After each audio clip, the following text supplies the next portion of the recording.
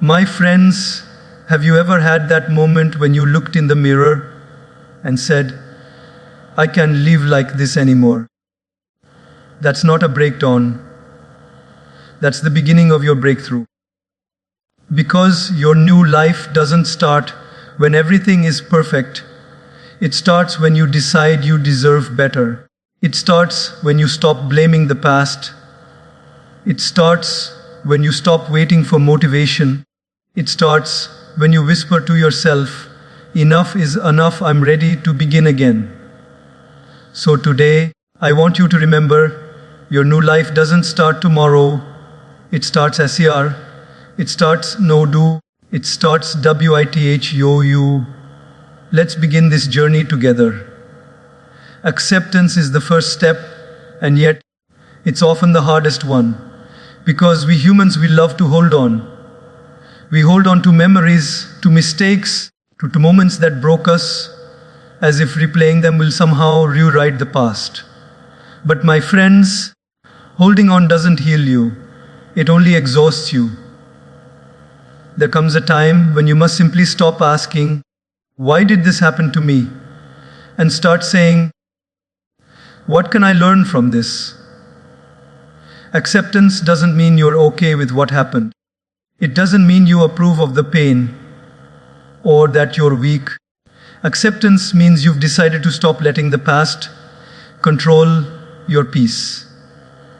It means you've looked at your scars and said, I will not hide you anymore. You are proof that I survived. When you accept, you open the door to peace. Because the truth is, life will not always give you closure, but you can give closure to yourself. You can stop chasing explanations and start creating transformation. Every time you revisit an old wound, you're reopening it. But when you accept, when you breathe and say, it happened, but it doesn't define me, that's when true healing begins. Think about it. The storm may have passed, but if you keep standing in the rain of your memories, how can you ever feel the sunlight of a new day? Acceptance is that moment when you finally walk out of the storm. You're still wet, still tired, but you know you survived it. And with that awareness, you become unshakable. You see, acceptance doesn't erase your past, it transforms it into wisdom. Every pain you went through becomes a teacher. Every fall becomes a lesson. Every ending becomes a beginning. The moment you stop fighting reality, reality starts working for you. So, if you truly want your new life to start here, accept what has already been written. Because until you do, you'll keep trying to rewrite the same story instead of starting a new one. Look at your life right now and whisper to yourself, it is what it is, but it doesn't have to stay this way. That sentence is where your healing begins. That sentence is where your new life starts. Forgive yourself, truly, deeply, completely. Because no matter how strong you try to appear, there's a part of you still carrying the weight of your own mistakes. You remember the words you said that you shouldn't have, the chances you didn't take, the times you disappointed someone or yourself. And those memories, they don't just sit quietly. They whisper to you at night, reminding you of who you were instead of who you're becoming. But here's the truth. Guilt doesn't heal you, it chains you. You can't drive forward while staring in the rearview mirror. And you can't start a new life while punishing yourself for an old one. The moment you forgive yourself, you set yourself free from a prison that only you have the key to. Understand this. You did your best with the awareness, the strength, the understanding you had at that time. Could you have done better? Maybe. But if you knew better, you would have done better. That's how growth works. You fall, you learn, and you rise, not to erase the fall, but to become wiser because of it. Sometimes we think forgiveness means saying, it's okay. But it's not about saying it was okay. It's about saying it happened and I will no longer let it control me. Because carrying guilt is like walking through life with a heavy backpack filled with stones. Every regret, every what if, every I should have, it adds another stone. You think you're just being responsible, but what you're really doing is making your journey harder. When you forgive yourself, you drop that backpack, you finally stand tall again, and suddenly you can breathe. You start to feel light, free, human again. You stop seeing yourself as a mistake and start seeing yourself as a masterpiece in progress. Remember, life doesn't ask for perfection, it asks for evolution. The most beautiful souls are not the ones who never fell.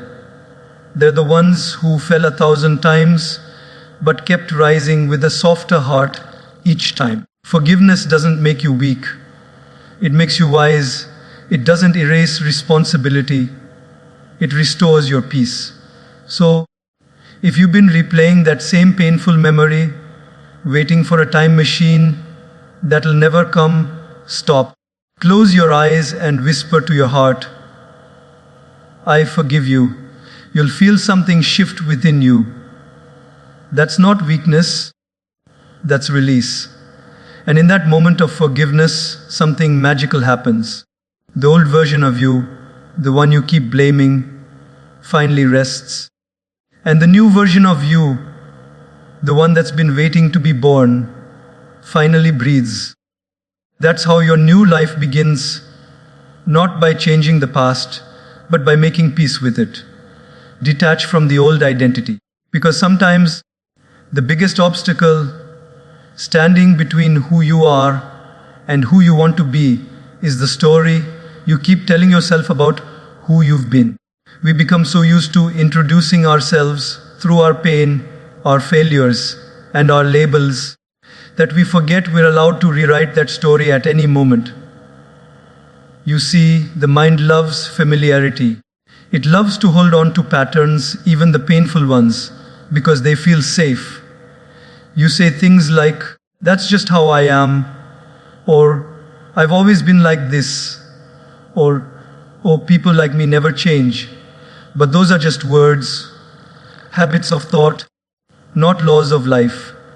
The moment you start identifying with your past, you limit your future. You become a prisoner of your own narrative. The truth is, you are not your mistakes. You are not your trauma. You are not the version of yourself who couldn't handle it last time. You are the one who survived it, the one who's still standing, the one who's growing. Every day you wake up, life gives you a blank page, and yet, most people spend it rewriting the same chapter. Not because they have to, but because they've forgotten they can start a new one. When you detach from your old identity, you stop asking, who have I been? And start asking, who can I become? And that question changes everything. It moves your energy from guilt to growth, from self-doubt to self-belief. You begin to act differently, speak differently, and eventually think differently. That's how transformation begins, quietly, inside your perception of yourself. There's a line I love. The caterpillar calls it the end, the master calls it transformation. You are not dying, you are becoming. But to become, you must let go. You must allow the old parts of you, the anger, the fears, the insecurities, to dissolve even if it feels uncomfortable. Because detachment isn't rejection, it's redirection. You're not abandoning who you were.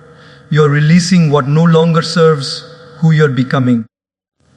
The reason most people never start their new life is because they keep trying to carry their old one with them. They cling to their reputation, their pain, their failures, and wonder why they can't move forward. But you can't fly if you refuse to drop what's holding you down. You can't step into a new version of yourself while wearing the clothes of your past. So start small. Change the way you speak about yourself. Instead of saying, I've always been anxious, say, I'm learning peace. Instead of saying, I'm bad at relationships, say, I'm learning how to love consciously. You don't have to fake perfection. You just have to shift direction. Remember, every identity you've worn, the strong one, the broken one, the quiet one, the lost one, they all served their purpose. They protected you when you needed protection. But now it's time to thank them and let them go. Because your new life cannot begin while you're still defending the person you no longer are. Detach with love, not hatred. Let the old version of you rest. Smile at the memories, forgive the failures, bless the lessons, and then walk away. Because every time you release a piece of your past identity, you make room for your true self to step forward. You are not meant to be a repeat of yesterday. You are meant to be a new creation, fresh, aware, alive. The question is not, can I change? The question is, am I willing to let go of who I was to become who I'm meant to be? When you answer yes, even quietly, your transformation begins in that very moment. Your new life doesn't wait for the calendar to change. It waits for you to let go of control. Because sometimes, the more you try to force life to go your way, the more it slips through your fingers. We've all been there, planning every detail, calculating every step, trying to make sure nothing ever goes wrong. But life doesn't work that way.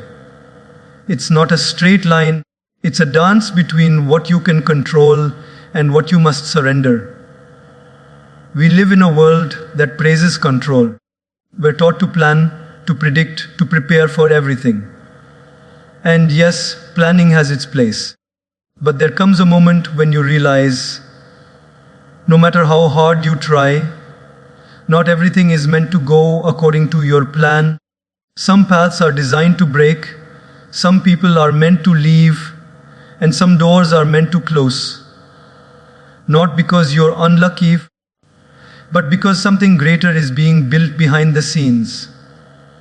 When you hold on too tightly, you stop the flow of life. You block the very blessings that are trying to reach you. Control is rooted in fear. Fear of the unknown, fear of loss, fear of failure.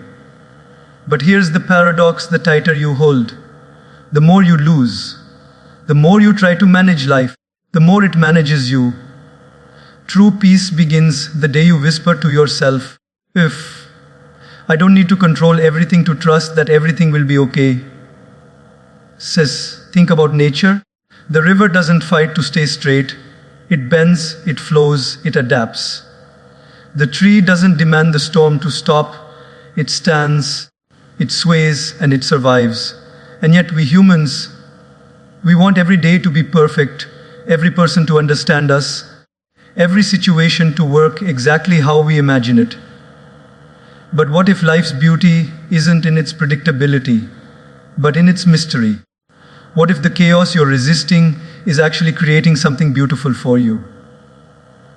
Sometimes your life will fall apart, not because it's broken, but because it's rearranging itself into a better pattern.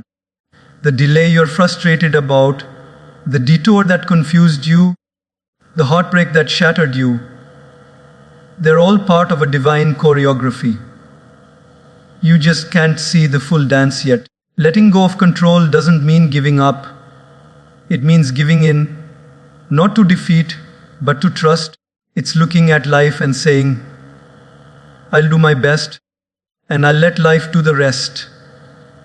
It's understanding that your effort matters, but so does timing. It's realizing that sometimes the doors that don't open are saving you from rooms you were never meant to enter. When you stop forcing, you start flowing. You begin to notice small miracles.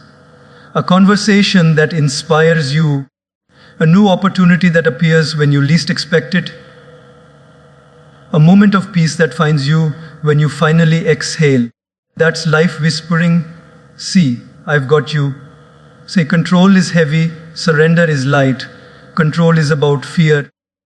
Surrender is about faith. Faith that what's meant for you will never miss you, and what misses you was never meant for you. The greatest relief you'll ever feel is when you stop trying to make everything make sense. You don't need to understand every ending. You don't need to fix every situation. You don't need to know every step of the journey before you take the first one. All you need is trust. Trust that you're being guided even when the path feels uncertain. There's a strange peace that comes when you stop trying to manipulate outcomes. Suddenly, life doesn't feel like a fight anymore. It feels like a flow. You start to breathe again, to feel again, to be again. And in that space, new possibilities begin to appear, not because you forced them, but because you made room for them. So, let go. Let go of the constant need to control people, situations, timing. Let go of the thought that everything depends on you. You're not the manager of the universe. You're a participant in its unfolding. Trust that there's a plan bigger than your plans, and it's unfolding perfectly, even if it feels messy. Sometimes you lose control just to realize you never needed it. Sometimes what you think is falling apart is actually falling into alignment. And when you finally stop trying to control everything, you'll discover something profound. Life doesn't need your control to bless you. It just needs your openness. Let go, not because you're tired, but because you're wise enough to know that peace lives on the other side of surrender. Surround yourself with growth. Because no matter how strong, disciplined, or motivated you are, the environment you live in will always shape the person you become. You can have the greatest vision for your life, but if you spend your time around people who only see limitations, your wings will always feel too heavy to fly. Growth is not just an individual journey, it's an environment you build, moment by moment, choice by choice. Look around you. Who do you spend the most time with? What do you feed your mind daily? What kind of energy surrounds you when you wake up, when you talk, when you dream? Because whether you realize it or not, your surroundings are programming your future. You are constantly absorbing thoughts, emotions, and attitudes from the world around you. The people you spend time with are like mirrors. They reflect your current state and project your potential back to you. If you walk with people who constantly complain, criticize, or gossip, sooner or later you'll find yourself speaking their language. Negativity is contagious, but so is growth, so is hope, so is discipline. If you walk with people who talk about ideas, purpose, and gratitude, your mind starts expanding automatically. Without even realizing it, your thoughts start to evolve, your habits begin to shift, your goals start to feel possible again. We often underestimate how much our environment affects our destiny. A seed can only grow when planted in the right soil. Even the strongest tree cannot survive in toxic ground. The same goes for you. You can have the most beautiful potential within you, but if you are surrounded by people who constantly doubt, drain, or diminish you, that potential never gets the sunlight it needs. Growth requires space, space to think, space to breathe, space to become. Sometimes that means stepping away from people you love, not because you're better than them, but because you're becoming different. It's not rejection, it's evolution. You're not walking away from them, you're walking toward the person you're meant to be. And remember, growth isn't only about people, it's also about what you consume. The books you read, the videos you watch, The music you listen to, the conversations you entertain, they are all shaping your inner landscape. If your outer world is full of chaos, your inner world will soon mirror it. But if you intentionally fill your surroundings with inspiration, silence, learning and purpose, you begin to attract peace and clarity. There will come a point in life when you must decide what kind of energy you want to live in. Do you want to be around people who challenge you to rise, or those who comfort you into staying the same? Growth doesn't always feel comfortable. In fact, it often feels lonely. Because when you start to evolve, you'll notice fewer people can understand your silence, your standards, your focus. But that loneliness is not emptiness. It's space being created for something new, something aligned. When you surround yourself with growth, your perspective changes. You start to see failure not as an end, but as feedback. You stop competing with others and start collaborating. You stop seeking validation and start seeking purpose. Growth-oriented people don't just inspire you when they speak. They inspire you by the way they live, their discipline, their kindness, their curiosity. They all awaken something inside you that says, and I can do this too. And let's not forget, sometimes surrounding yourself with growth means becoming that source of growth for others. Be the friend who listens without judgment, who encourages without envy, who celebrates without comparison. Because the more you give growth, the more you receive it. The energy you share is the energy that returns. Life is too precious to spend in rooms where your light has to dim just to fit in. Go where your soul feels stretched, not where it feels small. Surround yourself with people and environments that make you curious, not complacent. And if you can't find those people right now, become one. Start reading, start learning, start healing. Because once you grow, your energy will naturally attract others who are growing too. Remember this, you don't become who you want to be, you become who you're surrounded by. So choose wisely. Protect your energy like a sacred flame. Feed your mind with wisdom, your heart with kindness, and your life with purpose. Because the more you surround yourself with growth, the more life will mirror that growth back to you. Through opportunities, through peace, through people who remind you why you started. And one day, you look around and realize something powerful. The people, the habits, the thoughts that once held you back are no longer there.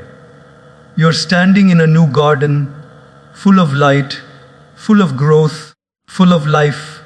And that's when you'll understand your environment didn't just change, you did. Discipline is the door to freedom. It sounds paradoxical, doesn't it? How can discipline, the act of restraint, routine, and repetition, possibly lead to freedom? Yet it's one of the greatest truths of life. The people who seem the most free, who live with purpose, peace, and confidence, they are not driven by mood or motivation. They are guided by discipline. Because motivation is fleeting, but discipline is the foundation that keeps you moving when motivation disappears. Most people wait to feel ready. They wait for inspiration, for the perfect moment, for a sign from the universe. But life doesn't reward those who wait. It rewards those who act. Discipline isn't glamorous. It doesn't always feel exciting. It's waking up when your body says no, studying when your mind wants to rest, choosing calm when your emotions want to react. It's saying, I don't feel like it, but I'll do it anyway. That's where power begins. When you build discipline, you stop being a slave to your emotions. You start leading them instead of following them. And that, my friend, is true freedom, to do what's right even when it's not easy, to choose progress over comfort, to build habits that shape the life you dream of rather than waiting for luck or circumstances to shape it for you. Look around. Everything meaningful in this world was built through discipline.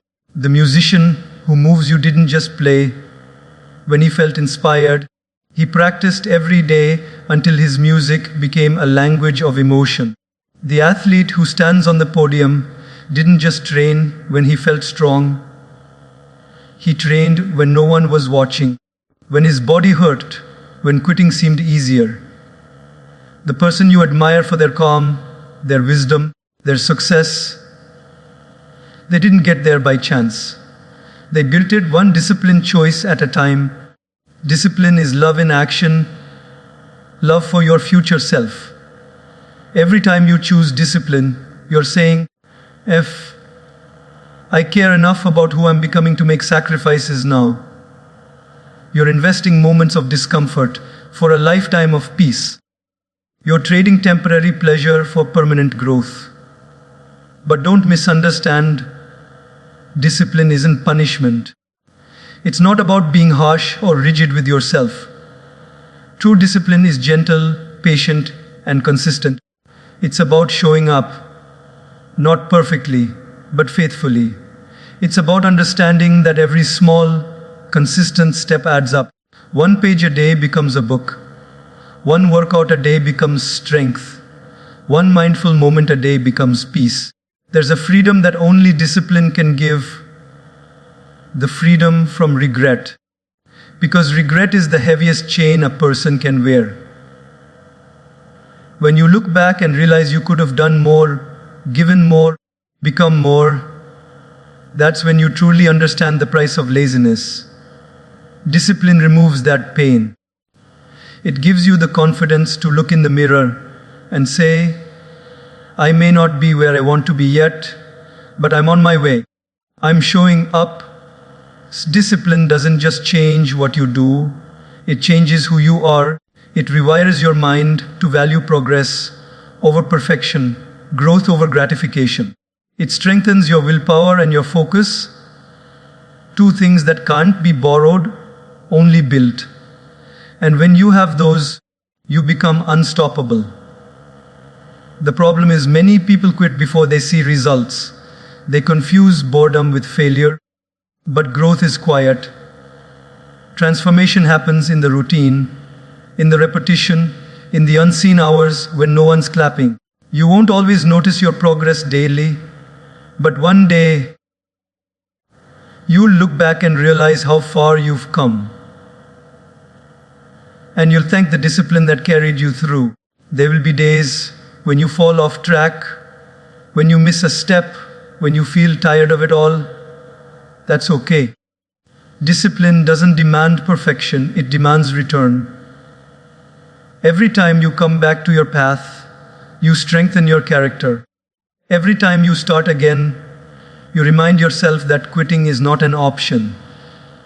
Think of your life as a garden. Discipline is the watering, the pruning, the daily care. You don't see the flowers immediately, but you trust that they're coming. The same is true for your goals, your peace, your growth. Keep watering. Keep showing up. Keep doing the work. Because one day, the effort will turn into ease. The habits will turn into second nature. The sacrifices will turn into blessings. And you'll realize something profound. The discipline that once felt like chains was actually the key. The key that unlocked your strength, your peace, your potential. Freedom isn't doing whatever you want. It's having the power to do what's right. It's living a life that you consciously shape, not one that drifts on impulse and distraction. Discipline gives you that power. It gives you direction. It gives you dignity. So, if you want your new life to start here, begin with discipline. Build it brick by brick, action by action, choice by choice. Because the moment you start depending on motivation and start depending on discipline, that's the moment your life truly changes. That's the moment you stop being a prisoner of your moods and start becoming the master of your destiny. Focus on what you can give, because life at its deepest level isn't about what you accumulate. It's about what you contribute. The world constantly tells us to chase success, status, possessions, and praise, but very few ever tell us the secret truth. Joy doesn't come from getting, it comes from giving. The moment you shift your focus from what can I get out of this to what can I offer to this, your entire life changes. Most people live trapped in a cycle of self-centered pursuit. They measure their happiness by what they receive: attention, validation, money, recognition. But that kind of happiness is fragile.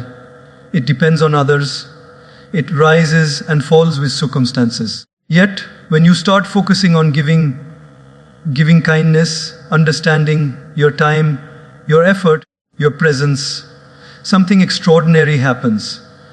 You begin to experience a peace that no external achievement can ever replace. Giving doesn't always mean grand gestures. It can be as simple as listening, truly listening when someone speaks. It can be offering encouragement to someone who's about to give up. It can be sharing your knowledge, lending a helping hand, or just smiling at a stranger who looks tired of life. Every act of giving is an act of love, and love always multiplies. You see, when your life is only about yourself, it becomes small. The more you think, what about me, the smaller your world becomes. But when you think, how can I serve, your world expands. Your problems shrink, your heart grows, and you begin to feel connected to something larger than yourself. The emptiness inside you starts to fade, because that emptiness was never meant to be filled by things, but by purpose. Many people believe they have nothing to give. They say, I'm not rich, I don't have much. What difference can I make?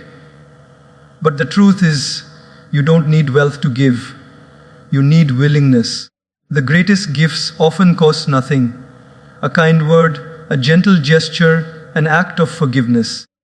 You can make someone's day brighter with a single sentence. You can heal someone's pain just by showing up and caring. The smallest act of genuine giving can ripple farther than you can imagine. Life has a beautiful way of rewarding givers, not always immediately, not always materially, but deeply. The more you give, the more you grow, because giving expands your capacity to love, to empathize, to understand. It refines your soul. And ironically, when you focus on giving, life gives back to you in unexpected ways.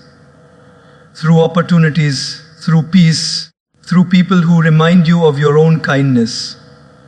When you focus only on what you can get, you live in scarcity. You're always comparing, competing, craving. But when you focus on what you can give, you live in abundance. You realize that no matter how little you have, you always have something valuable to offer. Your attention, your time, your presence, your love. Giving transforms not just the receiver, but the giver. When you help someone rise, you rise too. When you bring light to others, your own path becomes brighter. When you lift someone out of their pain, you heal parts of your own heart. Because we are all connected, giving to others is, in truth, giving to yourself. But remember, giving doesn't mean letting people take advantage of you. True giving comes from strength, not weakness. It's about giving from overflow, not emptiness. It's about contributing because you choose to, not because you feel forced to. When you give from a place of joy rather than guilt, your energy remains pure and your heart stays full. There's something sacred about living a life of contribution. It gives your existence meaning beyond personal gain. It turns your daily routine into service, your challenges into lessons, and your victories into blessings for others. Every skill you've learned, every struggle you've endured can become a tool to help someone else. Your pain becomes your empathy. Your experience becomes your wisdom. Your life becomes your message. And perhaps the most powerful truth of all is this: giving doesn't just change the world, it changes you. It makes you softer, wiser, humbler. It helps you see beauty where others see nothing, gratitude where others see lack. It awakens something divine within you, that timeless part of your soul that remembers, I am here to make a difference. So, as you walk through life, stop asking, what's in it for me? And start asking, Ev, what can I give? Give your best energy, your best attitude, your best version of yourself to every person, every moment, every opportunity. And watch how life begins to mirror that energy back to you. Through unexpected kindness, through new doors opening, through peace that no one can take away. Because the secret to a full life is not in taking more, it's in giving more. The more love you pour out, the more love flows in. The more light you share, the brighter your world becomes. And one day, when you look back, you'll realize the happiest moments of your life weren't the ones when you received the most, but the ones when you gave the most of yourself. That's when you'll understand your new life doesn't begin when you get everything you want. It begins when you start giving everything you have. Silence the inner critic, that voice inside your head, the one that tells you you're not enough, not smart enough, not good enough. It's not your truth. It's your fear wearing your own voice. It's the echo of old wounds, of judgments you've internalized from a world that forgot to show compassion. And if you don't learn to quiet that voice, it will steal your joy before life ever has the chance to bless you. We all have that inner critic. It's the whisper that questions every step you take, the shadow that follows you in your brightest moments, the constant reminder of your flaws, your failures, your insecurities. It tells you that you're too late to start, too flawed to succeed, too broken to be loved. And the tragedy is, most people don't even realize they're living under that voice's control. They think it's truth. They think it's who they are. But you are not that voice. You are the awareness listening to it. You are the consciousness behind it. Vast, powerful, compassionate. And the moment you start recognizing that difference, the healing begins. Because the goal isn't to completely erase the inner critic. It's to stop letting it be the loudest voice in the room. Think about it. Would you ever speak to your closest friend the way you speak to yourself in your lowest moments? Would you ever say to them, you're worthless, you're a failure, you'll never make it? Never. Because you know it would break them. And yet you say those things to yourself daily without even realizing the damage you cause. The way you speak to yourself shapes how you live. If your internal language is full of shame, doubt, and fear, your actions will always shrink to fit that small space. It's time to start speaking to yourself with kindness, not because you're perfect, but because you're human. You've been through things. You've survived moments others know nothing about. You've carried invisible battles with strength that no one saw. You deserve your own compassion. You deserve to be spoken to with gentleness, not judgment. Silencing the inner critic doesn't mean pretending your flaws don't exist. It means acknowledging them without letting them define you. It means saying, yes, I made a mistake, but I'm learning. It means saying, yes, I failed, but I'm still worthy. It means saying, I am work in progress, not a problem to be solved, Thus, your inner critic was born to protect you once. It was your mind's way of keeping you safe from rejection or pain. But now it's overprotecting you by holding you back. Every time it whispers, "Don't try, you'll fail," it's really saying, "I'm scared." You don't silence the inner critic by fighting it. You silence it by understanding it, by replacing its voice with one of calm reassurance. "I hear you, but I'm going to try anyway." Imagine what your life would look like if you stopped believing every negative thought that passed through your mind. Imagine how many dreams you'd chase, how many connections you'd make, how much peace you'd feel if you stopped treating yourself as your own enemy. The truth is, you cannot heal in a voice that constantly hurts you. You cannot grow in soil that constantly tells you're not enough. Start rewriting that voice. When your mind says, "I can't," gently reply, "I can learn." When it says, "I'm not ready," whisper back, "No one ever is, and that's okay." When it says, "I'm a failure," remind it, "I'm evolving." Because every time you challenge that voice, you weaken its grip.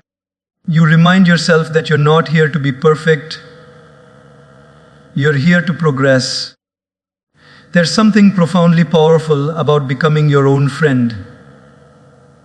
When you stop waiting for the world to approve of you and start approving of yourself, your confidence stops depending on applause.